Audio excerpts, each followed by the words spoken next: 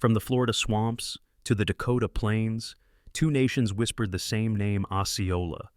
The question is, how did his spirit travel so far? Let's find out. Florida, 1837. Dawn comes as a whisper, not a light. The Everglades are breathing again, slow, heavy, endless. The air is thick with salt, and life a wet shimmer that hides and reveals in the same heartbeat. From far above it might look still, but within it everything moves: the grass, the water, the ghosts. The soldiers call it the swamp. They think it's an obstacle, something to cross, something to conquer. But to the people who were born here, the Seminole, it is something far older, a living world, with its own pulse, its own memory.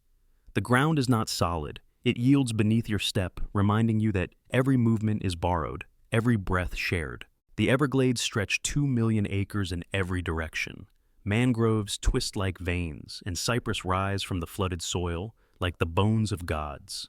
The sun does not rise, it leaks, turning the mist gold before burning it away. The sound of water fills everything. It murmurs, it sighs, it remembers. Somewhere in that boundless labyrinth moves a man whose name the empire will learn to fear: Osceola.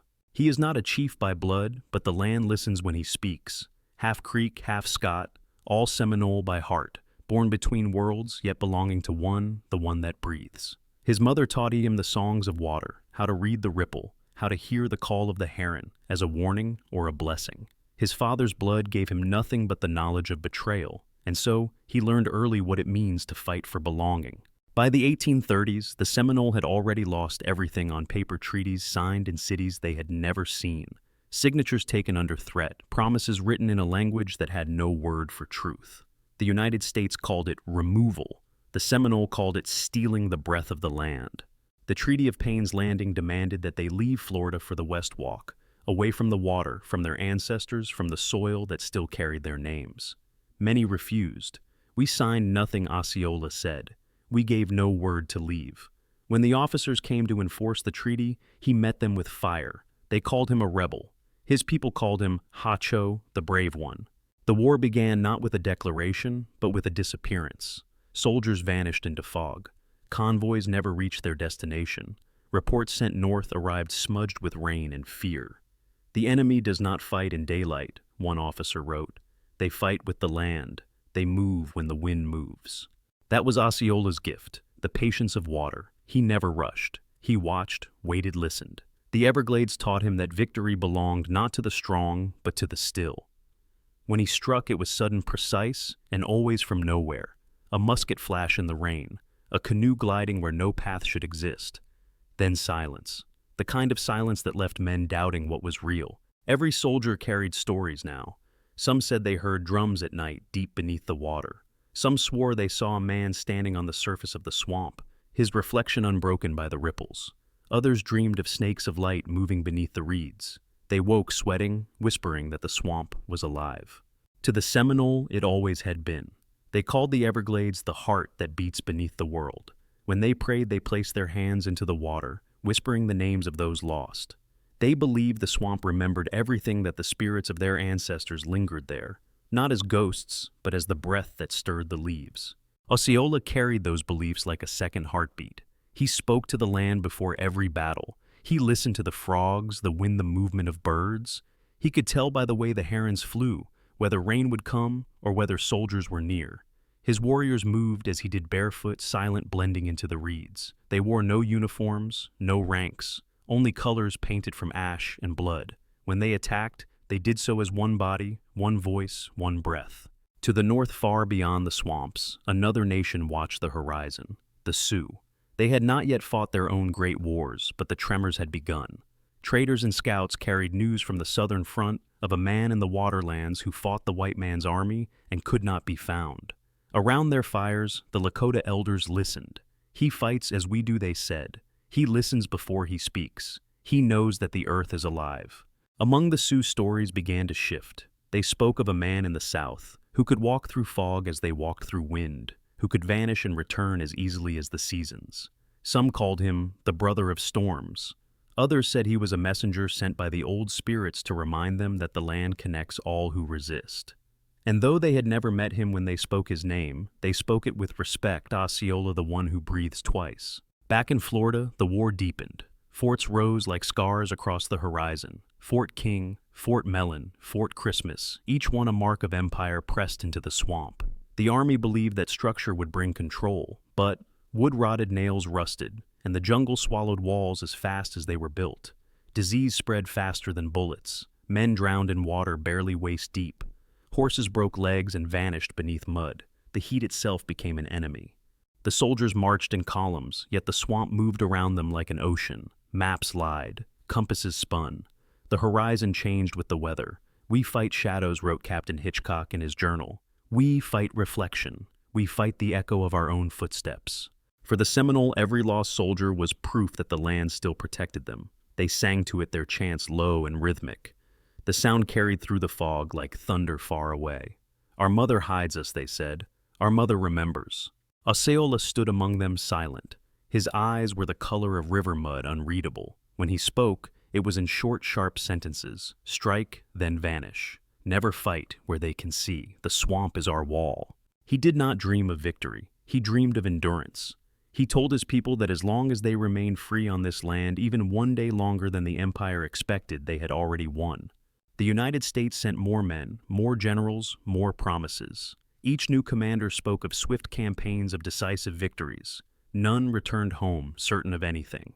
By the end of 1836, the newspapers grew impatient. They demanded to know why an empire could not defeat a few hundred warriors hidden in mud and mist.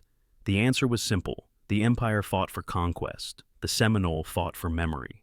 And memory is a weapon that never rusts. As the dry season came, the air thickened with waiting. The heat pressed down so heavy that even the insects fell silent. The swamp shimmered like glass.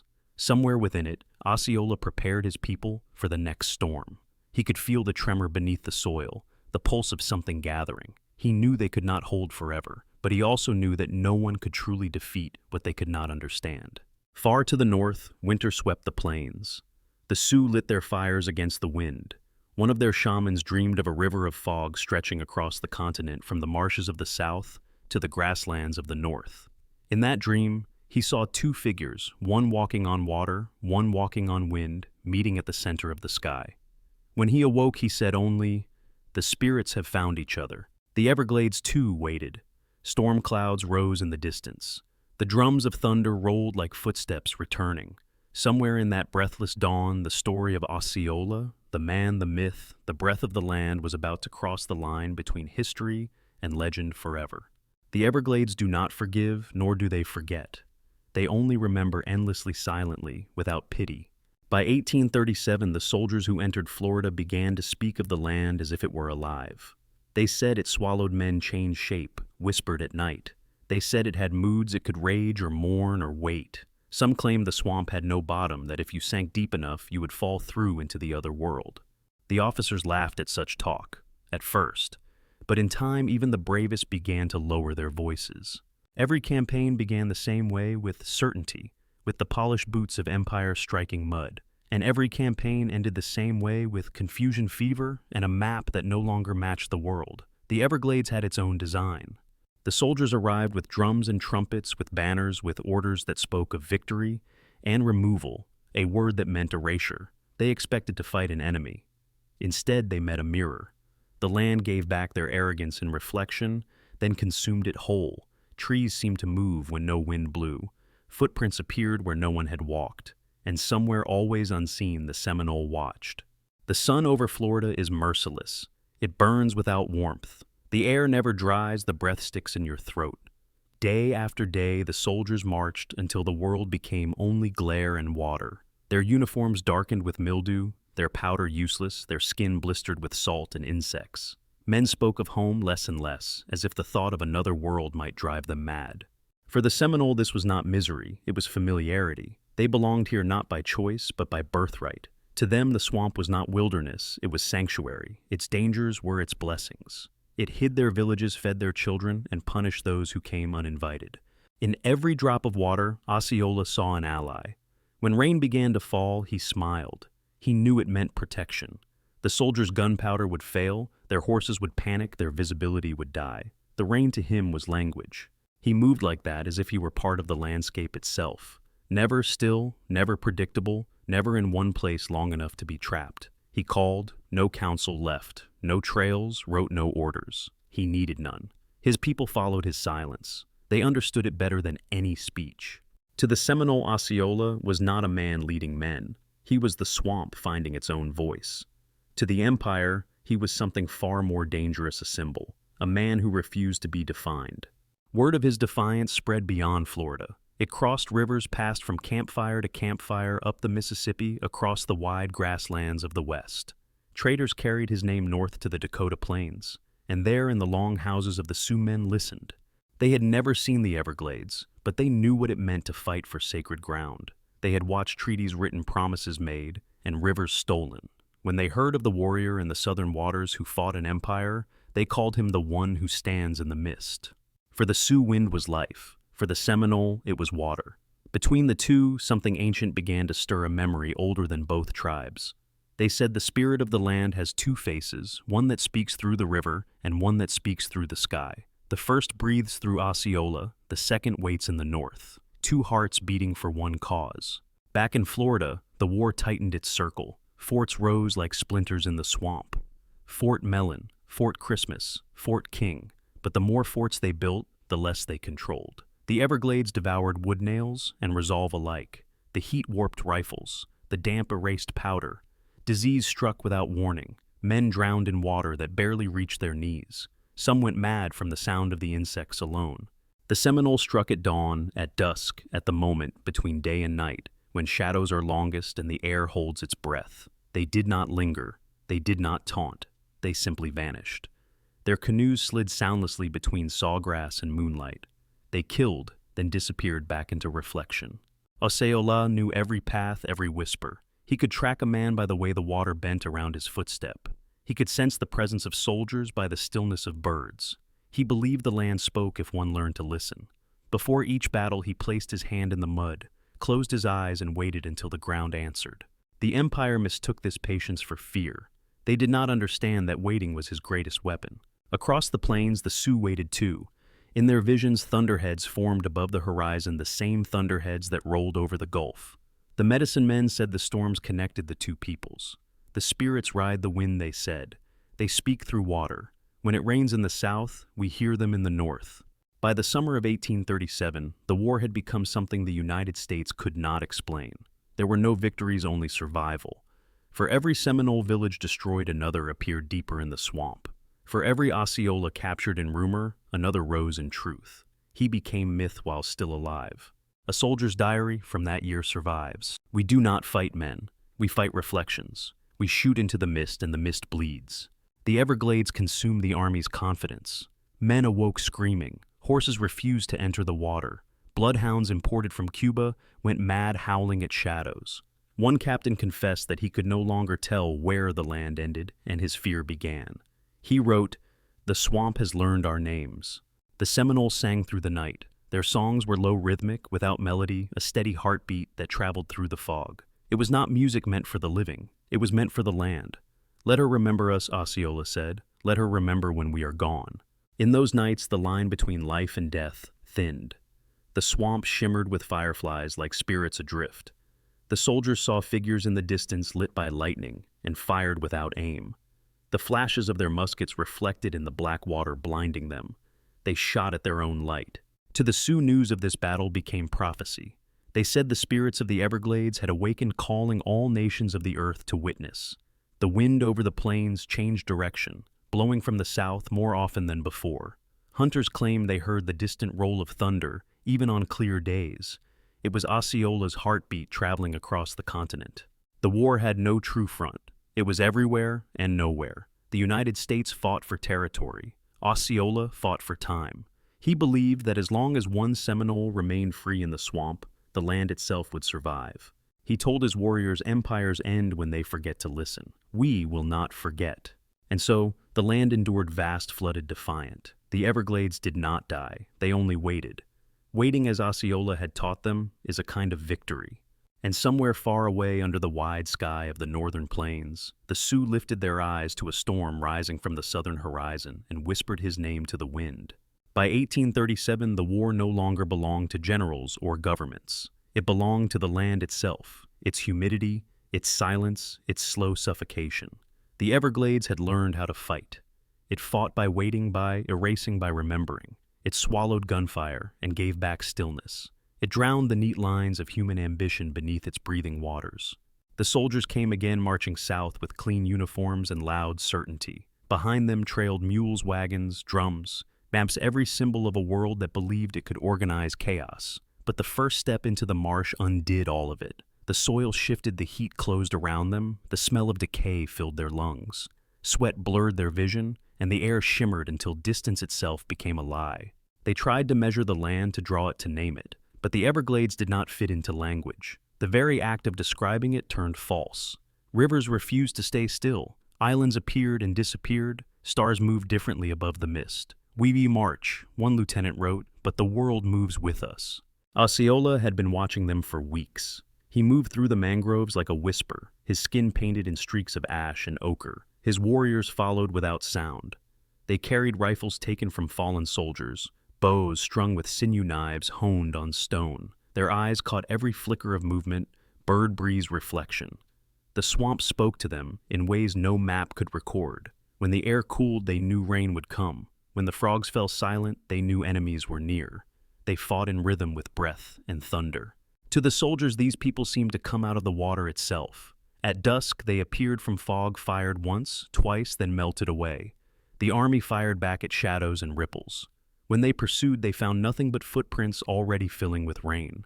The swamp closed behind the Seminole as though it had never opened. In that season of rain, every battle felt like a fever dream.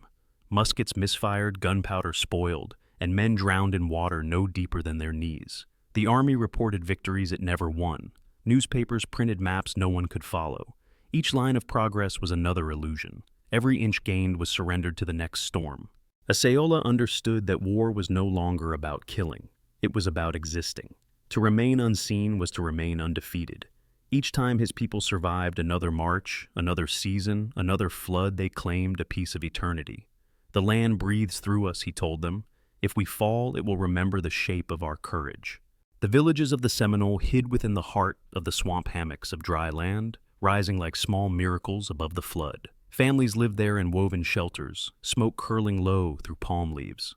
The women tended maize and squash in patches of soil carried on their backs from one season to another. Children learned to swim before they could walk.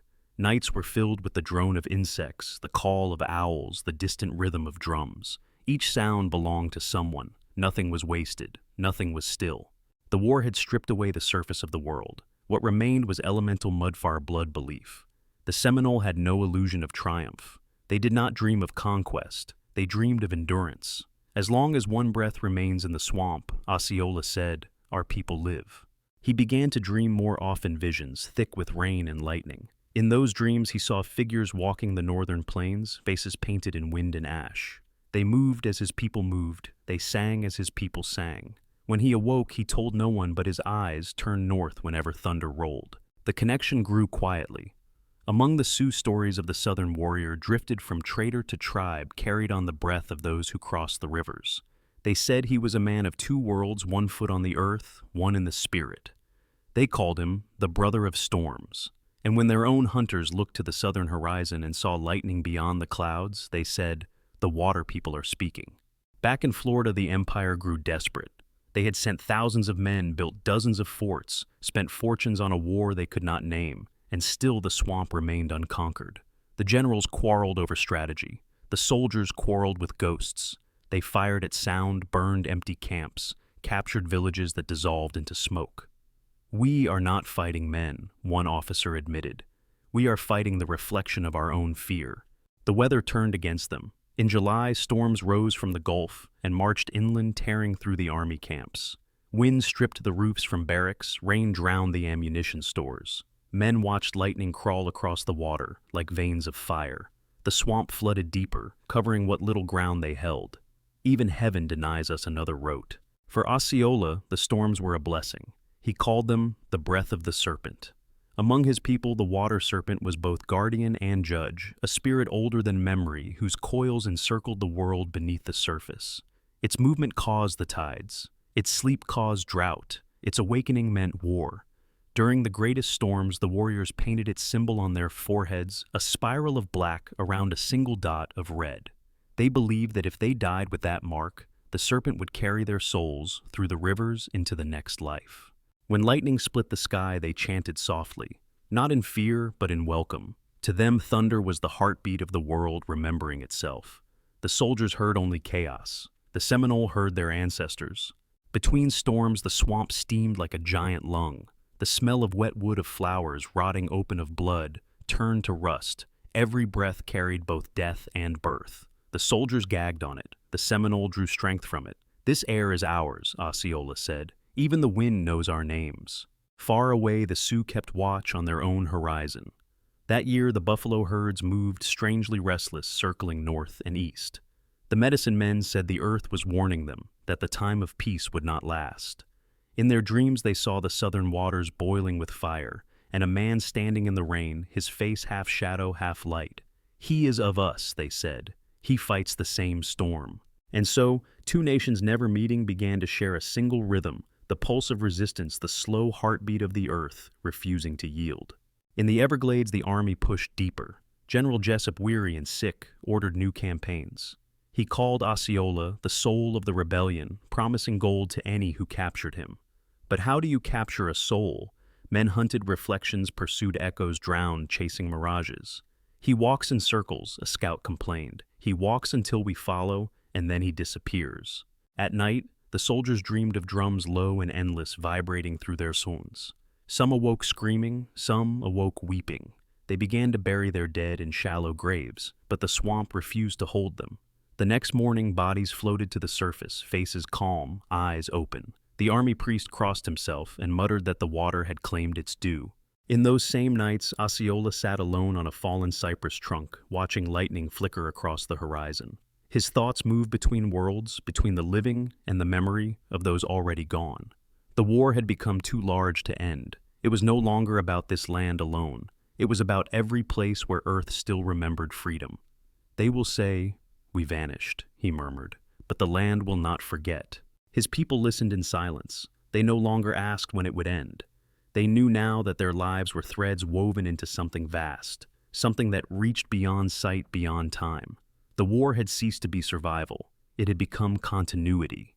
And somewhere on the far plains beneath the northern stars, the Sioux spoke the same words in their own tongue. "We will not vanish," they said. "We will become the wind that cannot be caught." In that echo, the whisper of wind across grass, the sigh of water through reeds, the two voices met. The continent listened.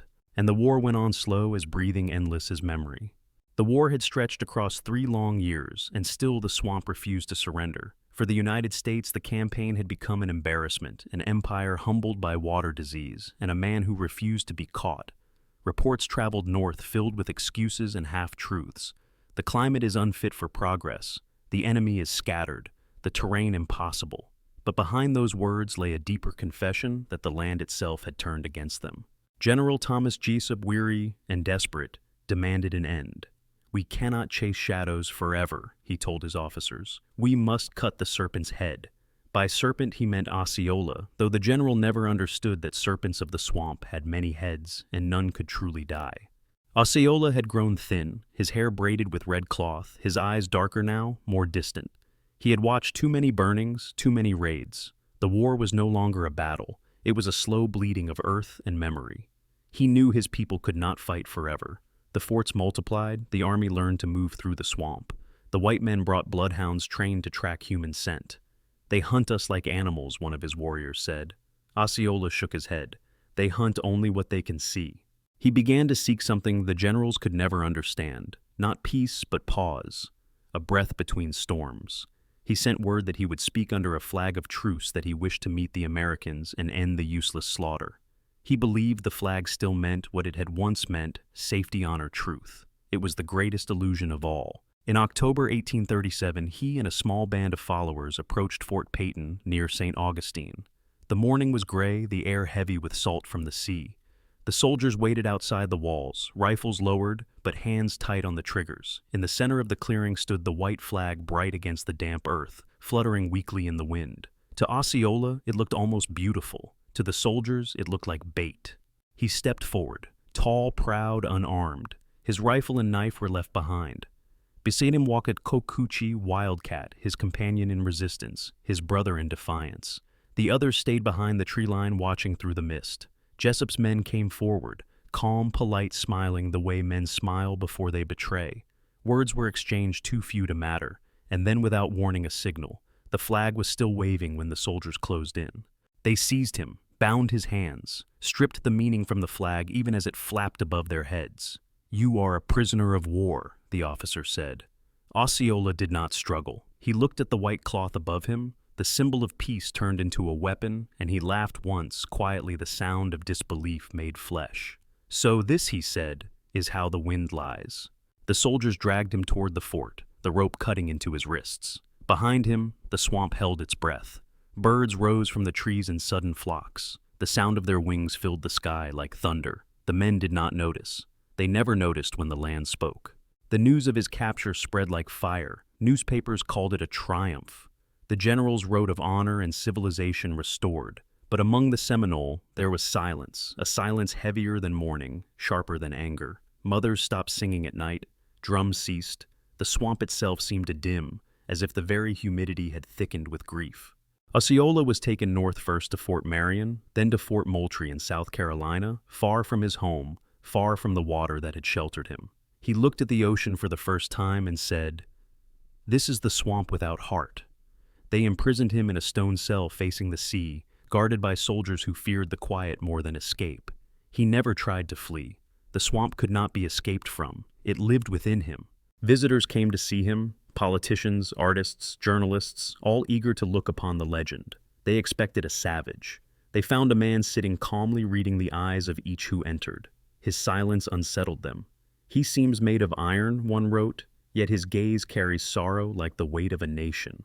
Another painted his portrait, the proud head, the steady eyes, the red turban wound with quiet dignity. That painting would outlive every fort and every general who had sought his capture. But Osceola was dying. Fever ate at him. Confinement dulled his breath. The doctors prescribed tonics, then whiskey, then prayers. None worked. The water had been taken from him, and a man who breathes through water cannot live in dry air. Yet even in weakness, he kept his pride. "Tell them," he said to a visiting reporter, "I am still my own chief." On the night before his death, a storm rolled in from the sea. The wind howled against the fort walls, and rain lashed the stones until the guards could see nothing beyond their lamps. Inside his cell, Osceola sat upright, eyes open, hands folded. Some said he whispered to the storm. Others said he merely listened. At dawn, when they came to check him, they found him still seated, calm eyes unclosed, as if watching something far beyond the horizon. The doctor wrote, "He died without struggle." It was as though his spirit had simply walked away. They buried him near the fort's walls, but the land did not accept him. A few weeks later, sailors swore they saw mist rising from the grave even on clear mornings. One guard claimed he heard footsteps in the corridor after midnight water dripping though no rain had fallen. Another said the candles went out each time he passed the cell door. The stories spread quietly among the men the swamp had come for him. Far to the south, the Seminole said the same. They said the fog that left the sea that night traveled inland, rolling over the forests, across the rivers, into the Everglades, carrying his breath back home. When it reached the villages, the old women raised their faces and wept without sound. "He is with the water again," they said. "He is where the white man cannot follow." And in the north, the Sioux felt the change too. That winter, the wind on the plains carried the scent of salt, and the elders knew something had shifted. "The one who fought with water has crossed into the wind," they said. "Now he walks with both." The betrayal beneath the white flag became legend. Among the soldiers, it was written as victory. Among the Seminole, it became a wound that would never close. Among the Sioux, it became prophecy, a warning that peace offered by deceit is a deeper war. And among the land, it became a memory carved into the breathing of the earth itself. Years later, when travelers passed through the Everglades, they spoke of a fog that rose suddenly, even on clear days. They said it moved as if searching. Hunters heard distant drums carried by no wind. The swamp, they said, never forgot its chief. It remembered the man who believed it could not die, and in remembering proved him right. For the land did not die, it only changed its shape. And Osceola, bound once under the white flag, was free again in every breath of mist, in every storm that crossed the horizon, in every silence that carried the sound of water, remembering its warrior. After Osceola's death, the war seemed to lose its reason to breathe.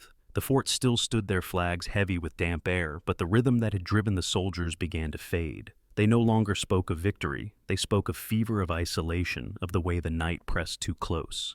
In Washington they wrote that the conflict was ending. On the ground nothing truly ended. The swamp simply stopped answering. The Army built more posts, Fort Mellon, Fort Lauderdale, Fort Thompson, but each new wall felt smaller, swallowed by water and time. The roads vanished under roots. The bridges rotted faster than they could be rebuilt.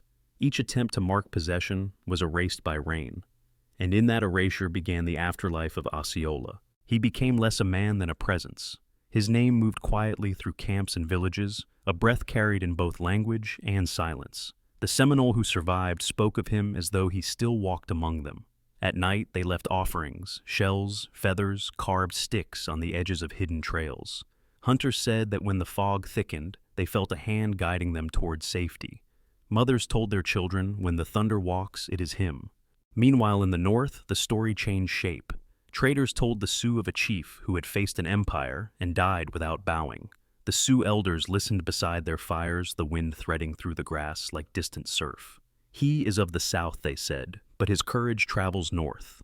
Some claimed to dream of him standing beside rivers that did not exist on any map, his eyes reflecting both water and flame. When the rains fall from a clear sky, an old woman said it is his breath finding the wind. In the United States Capitol, his name entered paper instead of song. Archives filled with reports written in the stiff hands of tired men. Subject: capture of Chief Osceola Seminole Tribe. Date: October 21st, 1837. The words were factual, bloodless. They carried the rhythm of bureaucracy, not of truth. Yet between the lines, something trembled. Jessup's letters to Washington were laced with unease. He is unlike the others, the general wrote. There is an intelligence in him that disturbs me. Other records told quieter stories. In a surgeon's log at Fort Moultrie, someone noted, Chief appears calm, requests no medicine, spends long hours staring at the sea, weather worsening. The next page bore a single line written in darker ink, deceased. History filed it as closure. The land refused to comply. When the war ended on paper, the soldiers who returned home carried something they could not explain. Some woke at night to the smell of wet earth. Some heard the sound of distant drums while standing on northern streets. One officer stationed later on the frontier swore he saw Osceola's reflection in a puddle. After a storm, his face clear for an instant, then gone when he blinked. He left the service soon after. In his resignation letter he wrote, "The dead command more obedience than the living." Decades passed and the archives grew dust. Clerks copied, summarized, and misplaced. Paintings hung in parlors far from the heat that birthed them. Tourists visited the forts, taking stones as souvenirs, never knowing they disturbed graves. Yet the swamp remained what it had always been, wet, patient waiting. Even drained and mapped, it never gave up what it knew. Old paths appeared again after floods, as if memories rose with the water. Then came the scientists. In the late 19th century, surveyors entered the Everglades with barometers and compasses determined to chart what the soldiers could not. Their journals read like confessions. The air presses as though alive. Instruments fail, the men grow restless. One expedition disappeared for 6 days and returned pale silent, unwilling to speak. "We heard drums," one muttered, "not echoes, drums." When their maps were published, they contained errors so perfect they seemed deliberate rivers bending the wrong way, lakes that did not exist. Locals laughed. "The swamp draws itself," they said. "You cannot tell it what shape to be." While explorers measured, collectors plundered. Bones were taken from burial grounds, labeled with numbers, and sent to universities. One skull, said to be Osceola's, was stolen from his grave by a doctor who wished to study the savage intellect. He carried it north in a box lined with linen and pride. Years later, the box vanished from the museum shelves without record. Some said it was stolen again. Others said it dissolved into dust. But among the Seminole, they whispered that the swamp had reclaimed it, that when the rains returned that year, they fell heavier, darker, as if the land had been made whole again. The Sioux heard of this desecration and held ceremony. They lit fires beside frozen rivers and spoke prayers for a brother whose bones had wandered. May his spirit return to the element that bore him, they said. And when spring broke, storms came early, joining the thaw with thunder that rolled from Florida to Dakota. It was as though the continent itself exhaled. By the early 20th century, historians began to reconstruct Osceola's life from what remained. They wrote of battles, treaties, betrayals. They placed dates in neat order. But the heart of the story resisted sequence. It was not about years, it was about memory. Some scholars admitted it openly. He occupies two realities, one wrote, in one he is dead, in the other he commands the weather. The archives themselves began to act strangely. In the Library of Congress, a letter from General Jessup was found misplaced among agricultural reports. The ink had faded into a watery blur except for one phrase that remained legible. The land moves against us. At the Smithsonian, a curator noted that Osceola's portrait sometimes appeared to change expression, under certain light, calm one moment, mournful the next. He laughed when he wrote it, yet he did not sleep that night.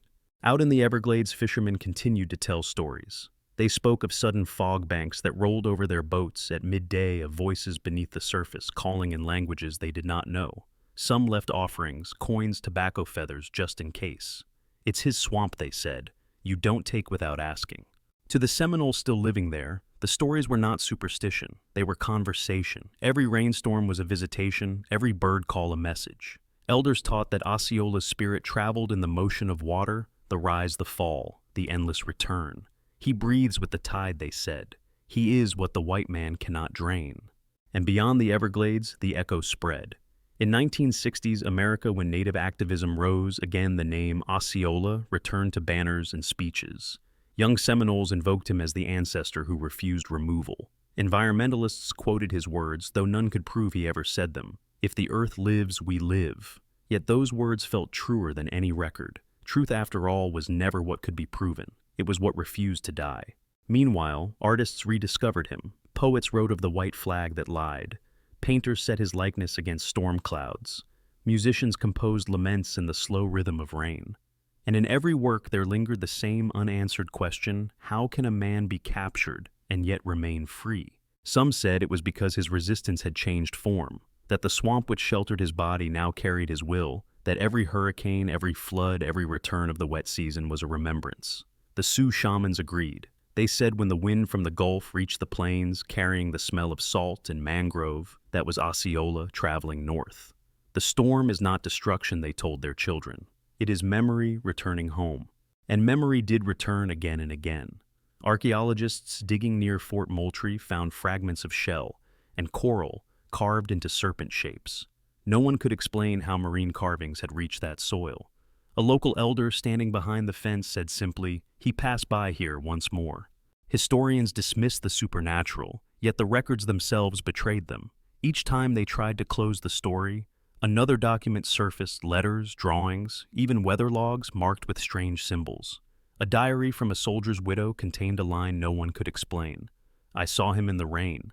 The archive had become its own landscape of fog and echo, half fact, half haunting. Scholars began to speak of the Osceola effect, how certain histories resist completion, how the dead remain active through remembrance.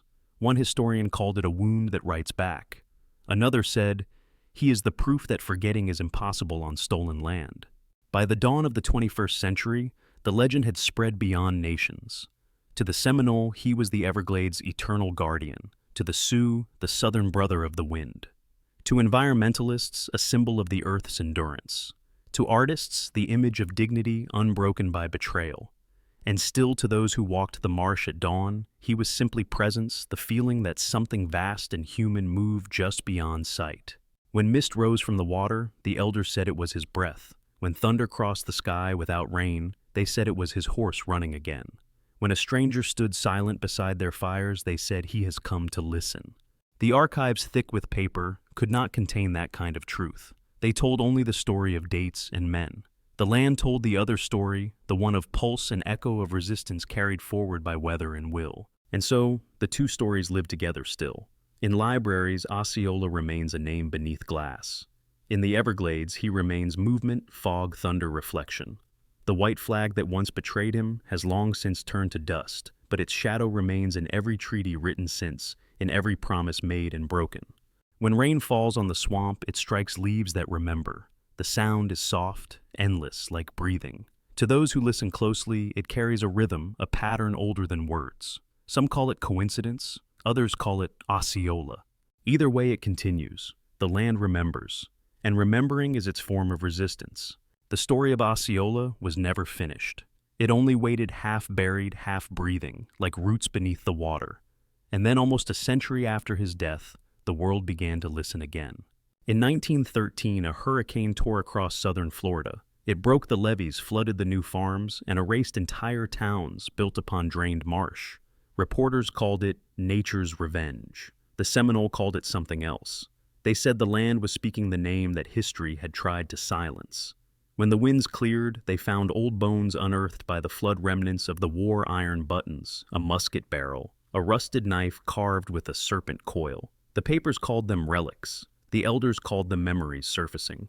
That was the first tremor the moment the past began to rise through the ground again. By the middle of the 20th century, the Everglades had become both myth and battleground. Developers wanted to drain it. Conservationists wanted to save it. The fight was not new. It was the same old argument between profit and memory. And through it all, Osceola's name returned like thunder in the distance. Protesters painted his face on banners. Children learned his story in fragments. Even scientists, while measuring rainfall, quoted him without knowing if the words were his, "The land breathes through us." In 1947, when the Everglades National Park was established, an old Seminole man stood at the ceremony in silence. He said nothing, while officials spoke of progress and preservation. When the speeches ended, he whispered to the interpreter, "Tell them this is his body." The translator hesitated. "The land," the man repeated, "it is his body." And so the bridge between myth and fact began to tighten, unseen but inevitable. Half a century later, scholars reopened the archives. They searched for original treaties, army reports, prisoner lists, anything that could explain how a nation's honor could hide behind a flag. In one forgotten folder, they found a letter never published. It was written by a soldier who had witnessed the capture. The handwriting was shaky, the ink thinned by humidity. "We took him under the white flag," it read. "He did not resist. I thought of my own father then, and for the first time I was ashamed." The letter was unsigned. The archivist who found it said she felt cold reading it, as though air had left the room. It was the first honest sentence in the whole collection, she said. That letter became the seed of rediscovery. Documentarians, historians, descendants began to follow its trail. They retraced his march from the Everglades to St. Augustine, from there to Fort Moultrie. Along the way, they found pieces of the forgotten war, tarnished buttons, musket balls, traces of ash buried beneath cypress roots. Each find was small, but together they began to speak. One archaeologist, standing knee-deep in the swamp near Lake Okeechobee, recorded something he could not explain. His equipment, a simple audio recorder, picked up rhythmic pulses between gusts of wind. He thought it was interference until he slowed the playback. The sound was faint, distant but steady. It was the pattern of drums, 2 beats, pause, 2 beats again. The same rhythm recorded in soldiers' diaries from 1836, the pattern Osceola had used to mark his ambushes. When the researcher played it for local Seminole elders, they fell silent. After a long pause, one of them said, "You have recorded breath." The recording spread quietly among scholars. Some dismissed it as coincidence. Others studied the frequencies, finding no rational explanation. The sound appeared only when storms gathered, only when wind touched water. It was as if the land itself remembered the heartbeat of resistance. From that moment, the bridge between past and present began to hum with energy. Dreams, documents, weather all aligned as though converging on the same invisible point. Then came another storm, the hurricane of 99. It ripped through southern Florida, tearing apart coastal towns, flattening levees. When the floodwaters withdrew, the park rangers found new openings in the swamp channels that had not existed before. In one of them, half buried under silt, they discovered a carved post marked with spirals and serpent scales. Tests dated it to the early 19th century. The carving matched descriptions from Seminole oral tradition, the mark of the water serpent. The discovery reignited the old question. Was it myth or was it memory encoded in wood? The answer, as always, was both. The Seminole elders visited the site and sang to the water, calling the storm, not destruction, but return. "He has opened his path again," they said. Meanwhile, far to the north, a Sioux historian named Red Elk began tracing parallels between Seminole chants and old Lakota wind songs. The patterns were eerily similar, repeated intervals of 3 phrases invoking movement, breath, and the unending circle. When he visited Florida to meet Seminole descendants, he brought with him a carved piece of bone etched with a spiral. "Our people say this shape came from the south," he said. "Now I see what they meant." That meeting became the living symbol of the deep bridge, the realization that the resistance of the water and the resistance of the wind were one and the same. Two nations separated by distance, bound by memory. When they stood together in silence at sunset, the Everglades held its breath. Even the insects seemed to stop. Later that evening, thunder rolled far out at sea, and the old man from the north whispered, "He is here." The film crews who recorded that moment noticed something in the footage afterward. As the lightning flashed across the horizon, a faint reflection appeared in the water, shaped like a man standing, head slightly bowed, holding nothing but air. It lasted a heartbeat and was gone. The director said it was an illusion. The locals said he has always watched when his name is spoken with truth. In the years that followed, new generations of Seminole youth began to walk the same trails. They brought with them phones, cameras, satellite maps, tools of another age. But as they moved through the sawgrass and shallow rivers, many reported the same experience, silence deep enough to hear their own hearts, as if the land was listening back. One girl described it as a pulse under my feet. Another said, "It felt like standing inside a prayer that never ends." At the same time, historians uncovered more evidence: the field notes of painter George Catlin, who had visited Osceola before his death. In a margin of his notebook, beside a quick sketch Catlin had written, "His eyes burn with knowledge of something larger than war." Those words became the center of new exhibitions, and slowly perception began to change. Osceola was no longer the savage of textbooks. He was the philosopher of the swamp, the poet of survival. But the story reached its true climax, not in a museum nor in a classroom, but in the swamp itself, one humid dawn in 2017, when lightning split the clouds above the glades and an entire ridge of cypress trees caught fire. Fire in water, flames rising from flood. The park rangers could not explain it. No lightning strike had been recorded at that spot. The ground was soaked, yet the trees burned without consuming themselves, glowing blue-white, before sinking into smoke. The blaze lasted 13 minutes, then vanished, leaving no ash, no damage, only steam. The elders called it a sign. The serpent breathes, they said.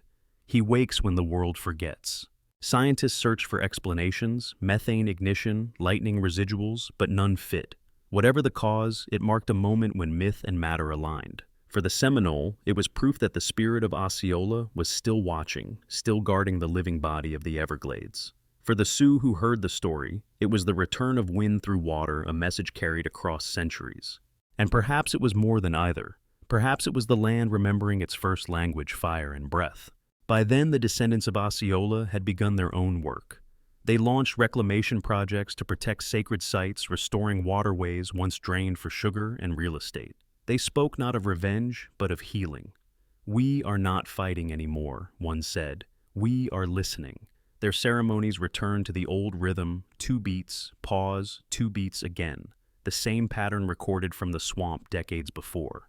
A rhythm like a heart learning to beat with the earth again. In that rhythm, the bridge between centuries closed. Osceola's story was no longer a tale of the past. It was the living pulse of a land reclaiming its voice. The historian who first found the letter of betrayal wrote her final note at the end of her life. "He is not history. He is presence. We are what remains of his refusal." And in the Everglades, when rain falls, after long silence, you can still hear it. The faint echo of drums beneath the thunder, the breath of wind through reeds, the whisper that says, "The land does not forget. It remembers those who stood for it." The white flag is gone, the forts are gone, but the echo remains moving between water and wind, between the living and the dead, between every promise and its price. That is Osceola's war, now no longer of blood and blade, but of memory and meaning. A war that ends only when the last listener falls silent. And as long as someone stands in the rain and listens, the war continues, not in pain, but in remembrance. The war ended, but its silence never did. It rolled out across the years like mist clinging to the edges of rivers, threading itself into the roots of trees. The forts decayed, their stones swallowed by moss and water. The soldiers went home or vanished into the swamp's memory, but the land remembered every step. It remembered every voice that spoke to it, with love or with arrogance. The Everglades keeps no list of names, yet it remembers tone. When Osceola's breath left his body, something in the land inhaled it, and that breath, invisible but endless, still moves through Florida's air. It hides in the slow swirl of fog before dawn, in the way light trembles on still water. To those who walk there, the world feels slightly heavier, as if history itself has weight.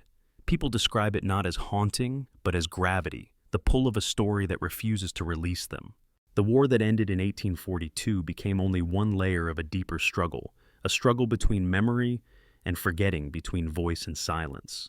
The nation moved on, but the soil beneath its progress was never still. Sugar plantations rose where villages had burned.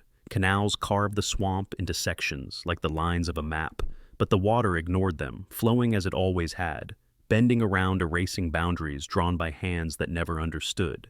And the Seminole endured. Their numbers were small, their homes scattered, but they carried the heartbeat of the Everglades inside them. They moved through water that outsiders called hostile, but they called home. Children were taught to read the wind, to smell rain, to know which bird cry meant safety and which meant soldiers. They kept the songs alive. Songs not of victory, but of remembering. They sang quietly, while planting maize, while mending nets, while waiting for the next storm. We live, they said, because the land still knows us. Generations passed. The faces changed, but the eyes did not. Each child carried the shape of the ancestors' silence, strong, still patient. When the world around them turned to machinery, and cities, the Everglades became smaller, but more sacred. This, one elder said, is all that remains of the old breath. In the 20th century, the story of Osceola drifted outward again. His name began appearing in textbooks, his portrait in museums, his legend in plays and films. But each retelling smoothed the edges, softened his fury, romanticized his grief, made him a symbol easier to celebrate than to understand. The real Osceola, the man who fought a war of survival, who died betrayed under a flag of peace, was buried beneath the comfort of myth. And yet myth has its own power. It travels where fact cannot. Through myth, he reached people who had never heard his language or seen his land. Artists painted him standing in rain eyes like embers. Poets wrote of him as the storm that refuses to end. Teachers read his name aloud in classrooms where the air smelled of paper and electric light, far from the smell of wet earth, but the sound of his name still carried something of it. Each syllable, an echo, a vibration, a pulse. By the time the modern era arrived, Osceola had become more than memory. He had become an idea, the idea that land and people are not separate, that betrayal cannot kill what is true, that every generation must decide whether to drain or to listen. In 1962, when Seminole activists gathered in Miami to protest the destruction of ancestral wetlands, they carried banners that read, "The land remembers." It was Osceola's voice resurrected through them, not as ghost, but as guidance. One of the elders at the protest said quietly, "He is here among us. He never left the water." When asked what he meant, he pointed toward the horizon where the sun met the sea. The boundary between living and dead, he said, is made of mist, and mist always returns. That same decade, a Seminole historian named Betty Tiger Osceola began collecting oral histories from elders. She traveled by airboat deep into the swamps, recording their voices in the rhythm of rain. One old man told her, "When the white men took him away, the water followed. It waited at their walls. It did not forgive until his bones were free." Another woman told of dreams, where she saw him walking on shallow water, whispering that the swamp would someday speak for itself. Those recordings were kept for years, forgotten in a university vault, until a flood in the 90s short-circuited the power and soaked the tapes. When archivists dried and played them, the voices had distorted, slow, deep echoing, but behind them another sound had emerged, a steady pulse like drumming. No one could explain it. The technicians blamed water damage. The elders smiled. "He still sings beneath us," they said.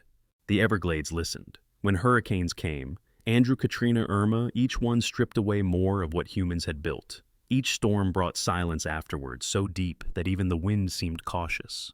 And in that silence, people spoke of hearing the drums again. "It's the ground breathing," they said. "It's him reminding us that the water wins." For the Seminole, these storms were not punishment. They were renewal. Each one returned the land to itself. Each one washed away a little more of the arrogance that thought it could own what it did not understand. "The storms are his messengers," said one tribal leader. "They say the same thing over and over, remember." And they did. They rebuilt the stories piece by piece, through language, through song, through ceremony. They revived the green corn dance, the sacred ritual of purification and renewal that had survived centuries underground. In that dance, men and women circled a fire, faces painted red and black, the colors of dawn and dusk, life and death. They sang to the spirits of those who had walked before. "He dances with us," an elder said. "He moves where the fire meets the rain." Even the wind seemed to move differently during those ceremonies.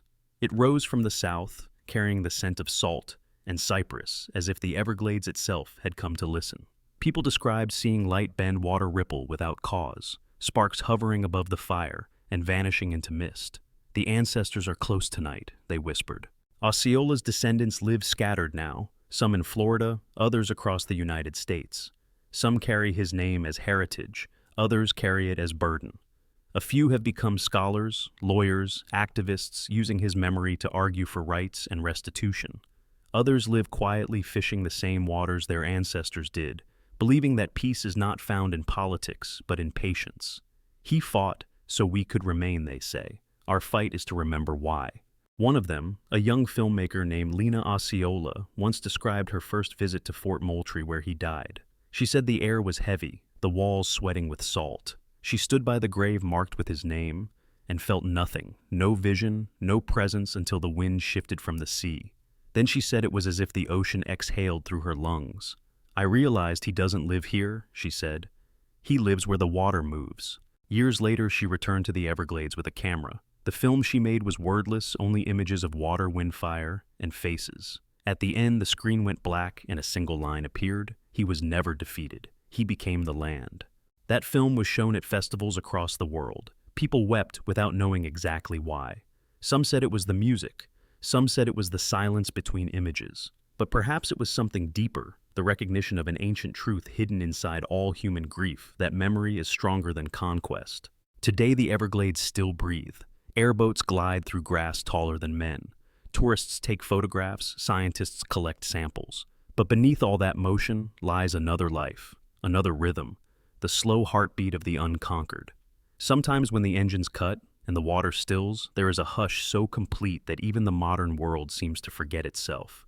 In that hush, the land speaks. It says nothing new, only what it has always said. Remember who you are. Remember what you stand upon. The white flag that once betrayed him has long turned to dust. The forts that held him are ruins. The uniforms that bound him have become relics in museums. But his gaze remains calm, unbroken, steady, staring from portraits that refuse to fade. His eyes hold a question, one that outlasts empires. What does victory mean if the land itself is lost? Some say he walks the swamp on nights when the moon hides. They say the mist thickens where he passes, that his reflection can be seen only by those who listen without fear. Hunters claim that when they lose their way, a voice sometimes guides them toward light. Not words, one said, just knowing. Others have seen a figure standing at the water's edge during storms, watching lightning crawl across the horizon. When they call out, it vanishes into rain. But the echo of that moment stays in their hearts like a drumbeat. And far away on the northern plains, the Sioux still tell stories of their southern brother, the one who fought with water, the one who turned betrayal into immortality. When the wind rises from the Gulf and sweeps the prairie grass, they say, "He passes." When thunder follows lightning without pause, they say, "He speaks." When rain comes without warning, they smile, "He remembers." Across continents, across languages, across centuries, that remembrance endures. It is not worship. It is recognition. The understanding that resistance is not an act, but a condition, the natural state of anything alive. The land resists erasure the way the heart resists silence. And so, the story circles back to where it began. A breath in the swamp, a voice in the fog, a heartbeat beneath water. The man who was betrayed beneath a white flag becomes again what he always was. The bridge between worlds, the proof that faith cannot be captured. When rain falls over Florida, when lightning flickers across the horizon, when wind stirs the grass in the Dakotas, somewhere between those moments, his name moves Osceola. It moves not as echo, but as presence, not as history, but as pulse. The camera of memory pans wide across the continent, over swamp, over plain, over ocean. It sees not ruin, but endurance. It hears not silence, but song. And somewhere deep inside that song, a voice rises one last time. The land does not forget. It only waits for those who remember. The world breathes. The water answers. The echo endures. And the spirit of 1837 unbroken still moves forward, not in myth, but in us. Maybe that's the real question Osceola left us. Which side of history are we on, the one that conquers or the one that endures? Leave your thoughts below and let the land decide.